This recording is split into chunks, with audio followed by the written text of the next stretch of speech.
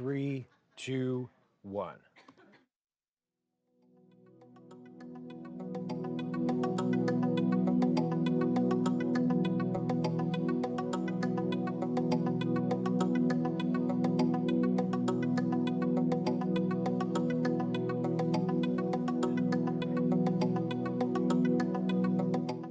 First, live, local.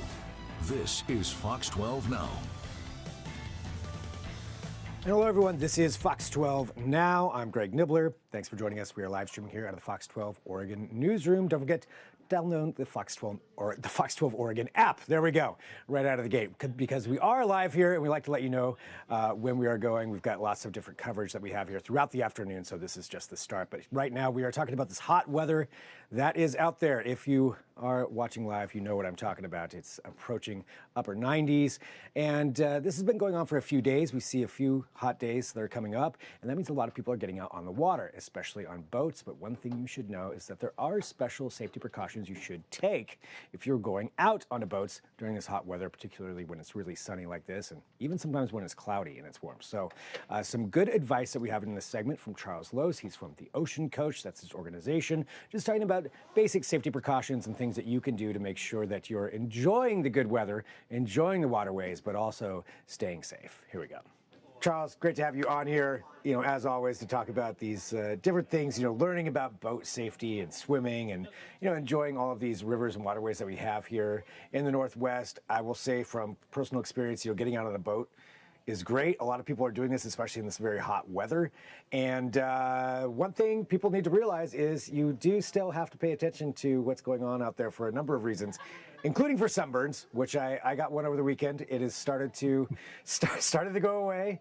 But after doing that, I'm like, there's a lot of safety things that people should really be thinking about. And maybe we should have Charles join us here just to talk about some of those, especially with this hot weather as people are getting out there. Well, thanks, Greg. It's always a pleasure to be with your audience. And, the way I look at it, the fun takes care of itself here in Portland. I mean, we have the most beautiful waterways. It's incredible.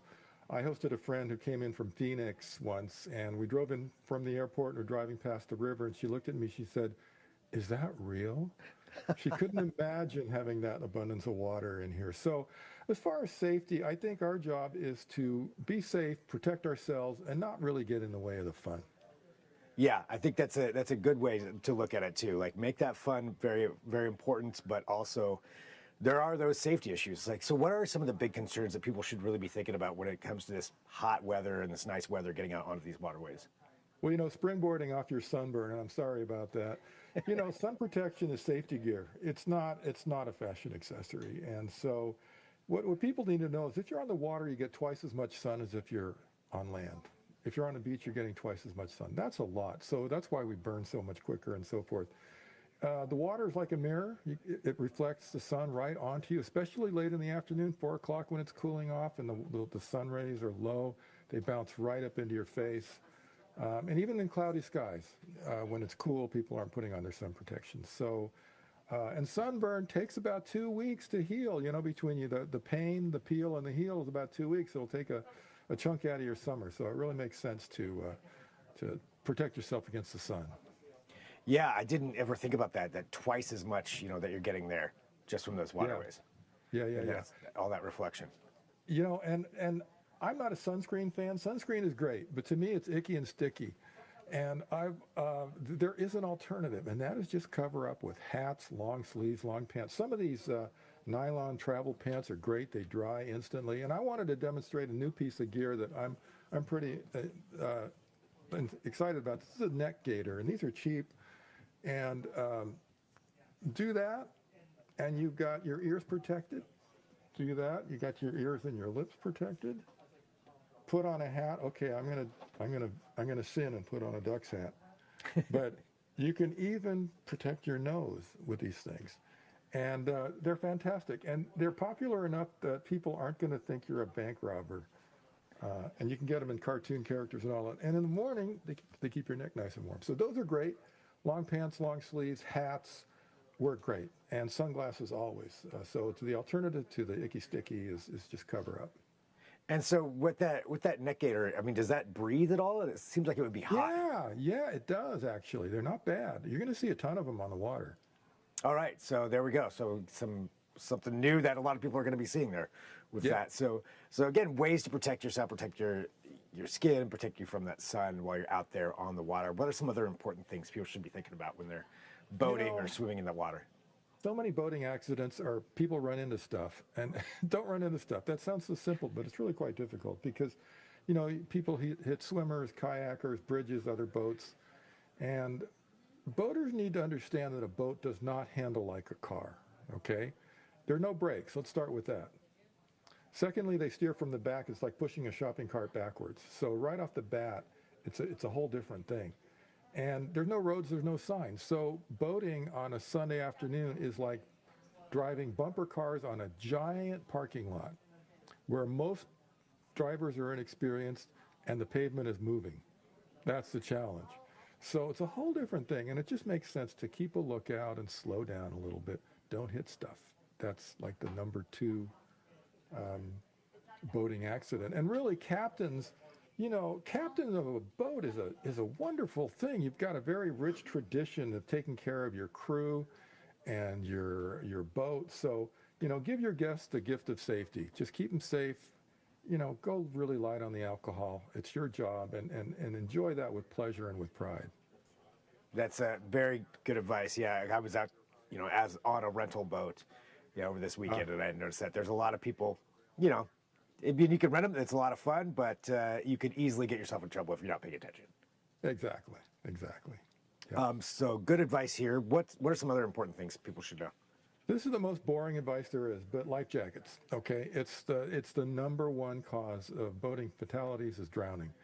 Consider it a fashion accessory, and the culture is changing.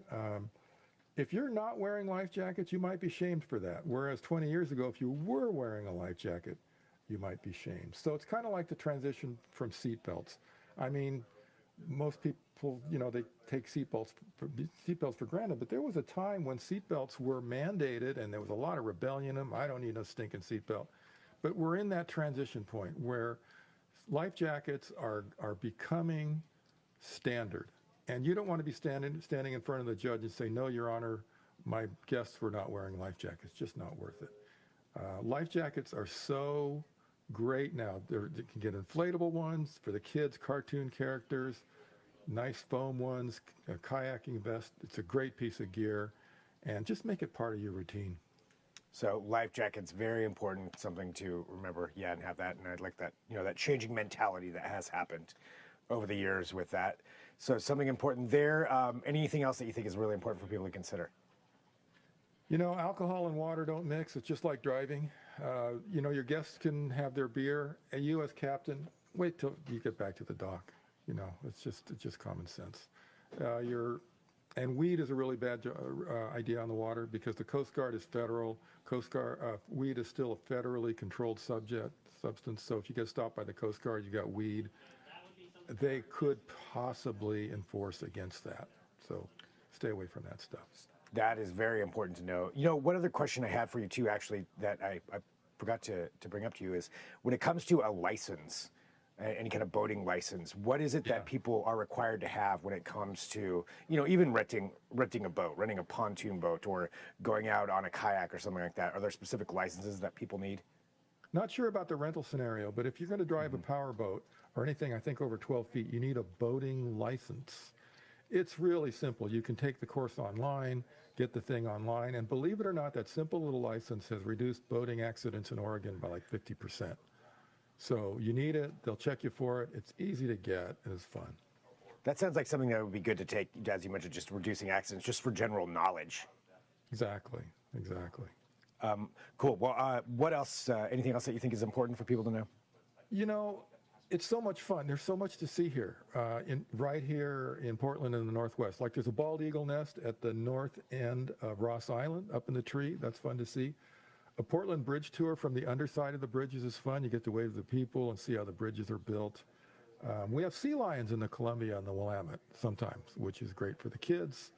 The salmon fishing in the Columbia, in Willamette, spring and fall is great. And for Pete's sake, the water temperature is 70 degrees in July and August. I mean, that's bathtub water. It's so pleasant to float in the river. And then anything you do at sunrise on the water is just the best.